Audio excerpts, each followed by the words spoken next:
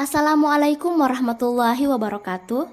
Saya Mutia Amalia Ahmad, NPM 2390314856260 dari Program Studi Pendidikan IPA PPG Prajabatan Gelombang 1 tahun 2023 Universitas Negeri Makassar.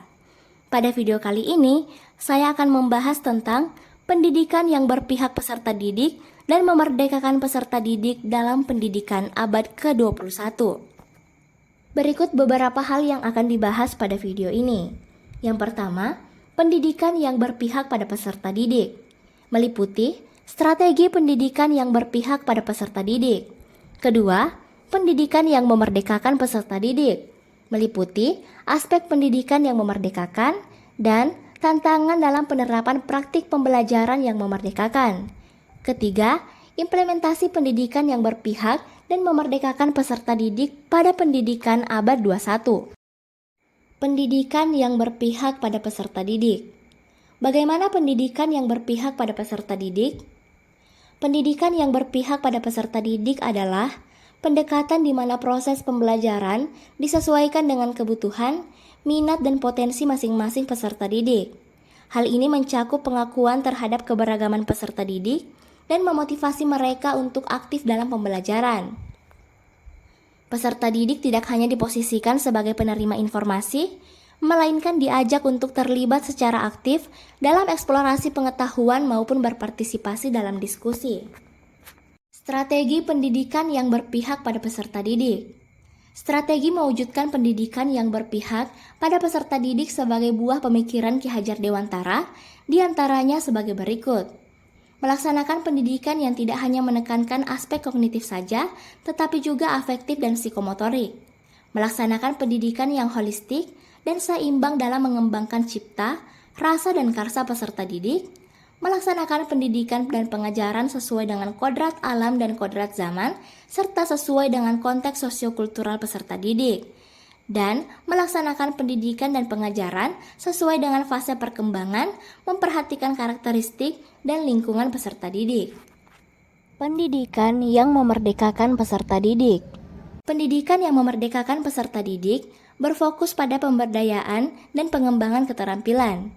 Pendidikan yang memerdekakan peserta didik tujuannya bukan hanya menyampaikan informasi, tapi juga bertujuan untuk memberdayakan peserta didik agar menjadi individu yang kritis, kreatif, dan mandiri yang mampu berpikir secara otonom dan mengambil peran aktif dalam masyarakat.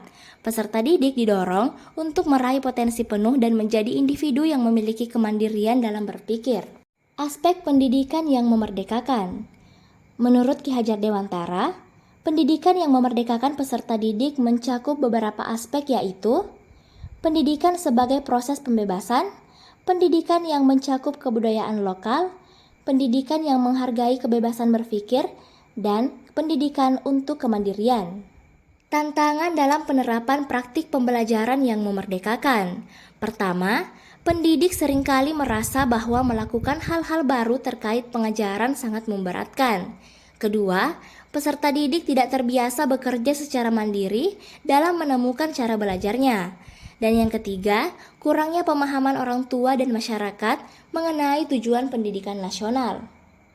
Implementasi pendidikan yang berpihak dan memerdekakan peserta didik pada pendidikan abad 21. Pertama, pendekatan pembelajaran yang berpusat pada peserta didik. Kedua, pembelajaran kontekstual. Ketiga, pengembangan keterampilan hidup. Keempat, pendidikan karakter. Kelima, pengakuan terhadap keanekaragaman. Keenam, pemberdayaan peserta didik. Dan ketujuh, pengintegrasian nilai-nilai budaya lokal.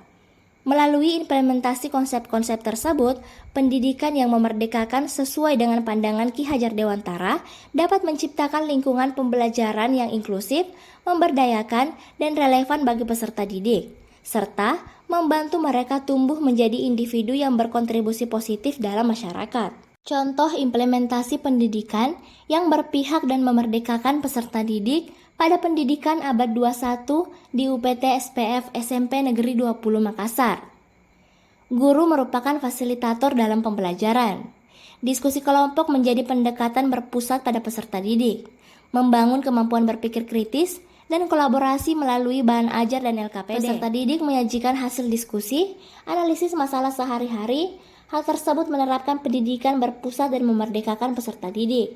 Peserta didik bebas menyampaikan pendapat, berekspresi, dan berkolaborasi sesuai dengan norma yang berlaku. Implementasi pendidikan yang memerdekakan juga menekankan pembentukan karakter.